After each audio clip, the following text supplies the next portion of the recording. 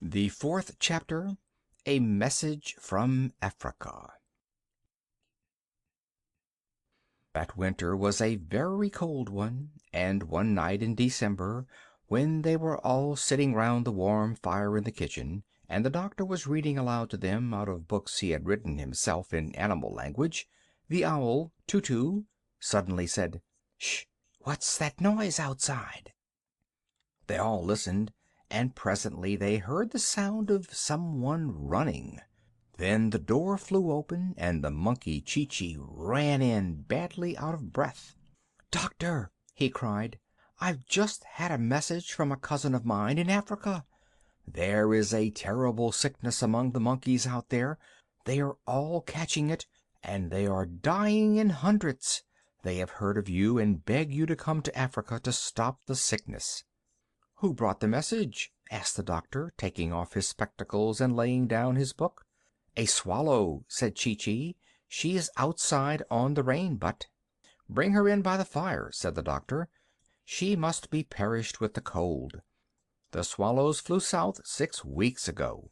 So the swallow was brought in, all huddled and shivering, and although she was a little afraid at first, she soon got warmed up and sat on the edge of the mantelpiece and began to talk.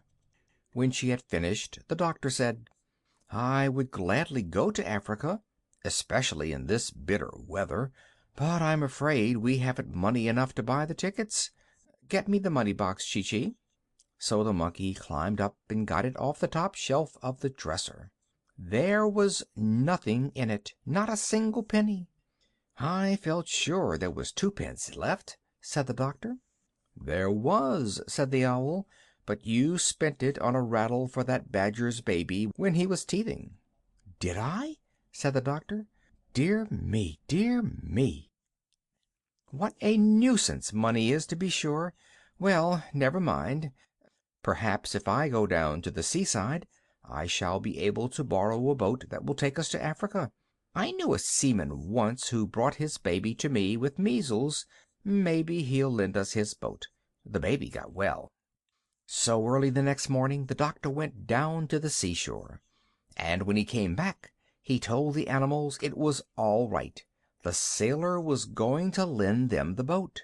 Then the crocodile and the monkey and the parrot were very glad and began to sing, because they were going back to Africa, their real home.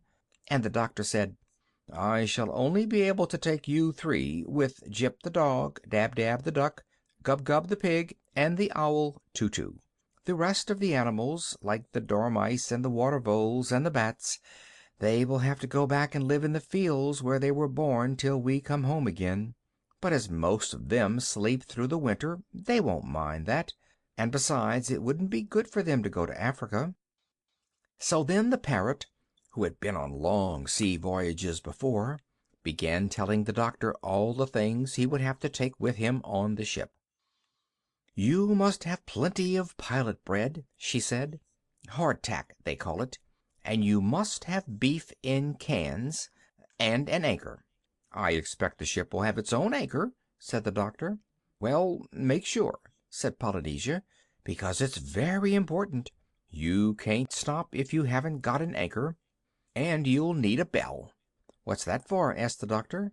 "To tell the time by," said the parrot. "You go and ring it every half hour, and then you know what time it is.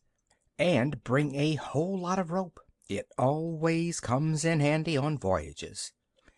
Then they began to wonder where they were going to get the money from to buy all the things they needed.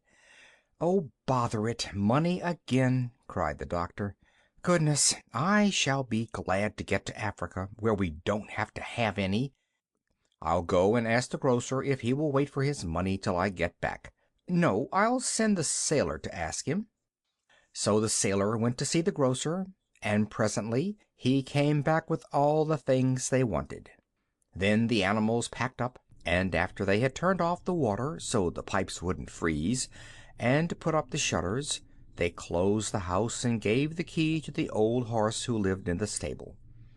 And when they had seen that there was plenty of hay in the loft to last the horse through the winter, they carried all their luggage down to the seashore and got on to the boat.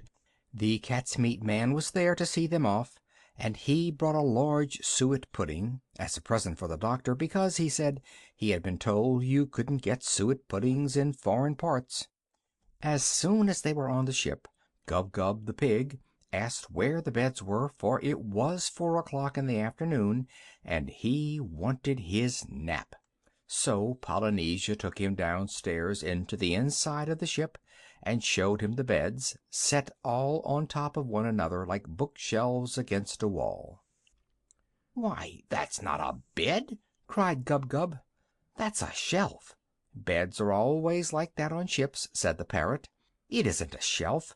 Climb up into it and go to sleep. That's what you call a bunk." "I don't think I'll go to bed yet," said Gub-Gub. "I'm too excited. I want to go upstairs again and see them start." "Well, this is your first trip," said Polynesia.